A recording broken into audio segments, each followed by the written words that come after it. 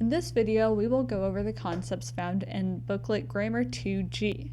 The concepts include there, and there, quotation marks, comparative and superlative adjectives, and two adjectives next to each other in a sentence. First, we'll look at there, and there. We'll look at this chart to see what the differentiation is. We have there, which is they apostrophe re, which is a contraction of the words they are. We have the possessive pronoun there, and then we have there as an adverb that tells you where something is or where someone might go. So let's look at each of these in a sentence. First, we have they're ready to go. We're looking at they apostrophe re in this sentence, and so we know that this is a contraction of they are. We would know that this specific there would be needed for this sentence because without it, we would have no subject nor any verb to complete this sentence. Next, we're looking at their car is packed. Here we have the possessive pronoun there as our correct there. It is pretty much showing you who owns the car. They own the car. It is their car. And next we have the family will leave there soon. In this instance, there is a place where they are leaving from. And so we will use the word THERE for the correct there form. Next we have quotation marks.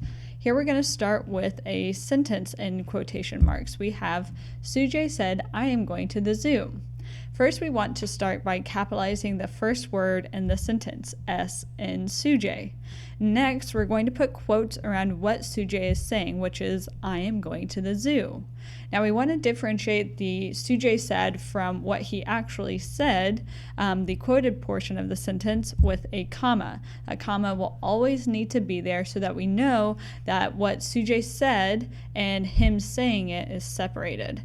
Next, we are going to treat what is in the quotes as its own sentence. So we're going to capitalize the first word in that sentence, and then we're going to put a punctuation mark at the end. So what we end up with is Sujay said, I am going to the zoo, and notice that that ending punctuation mark is in the quotes is going to be the ending punctuation mark for the whole sentence.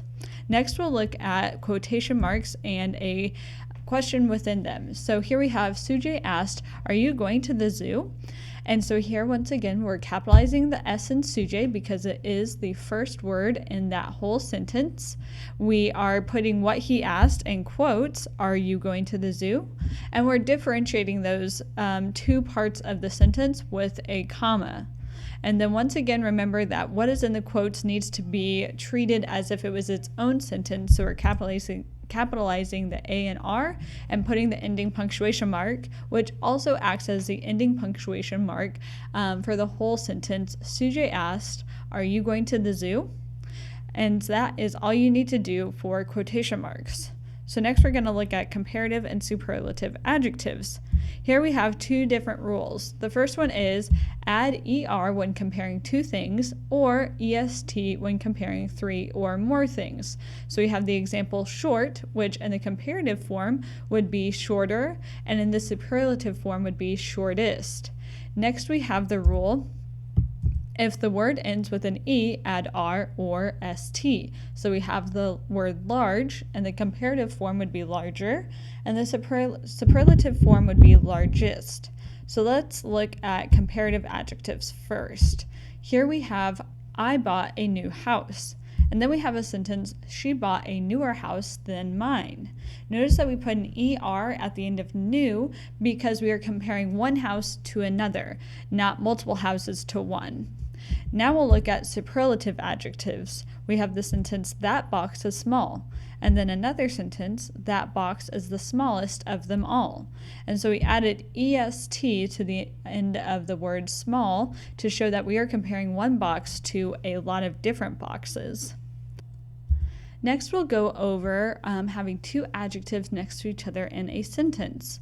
Here we'll start with the sentence, the girl likes to read long and fictional books.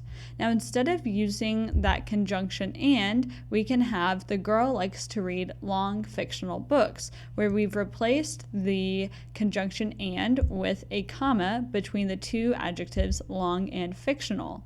And so it's a little bit shorter, but it's important to have that comma between the two adjectives. Next, we have two sentences. The flower is growing. The flower is short and purple. We're going to combine these two sentences with the short purple flower is growing. Notice that we do not have a comma between short and purple, the two adjectives. That's because we do not put a comma between two adjectives if one of the adjectives is a color or a number. So be sure to remember that when rewriting these sentences. If you have any questions about the concepts found in this book, please contact the person who grades your grammar at the center.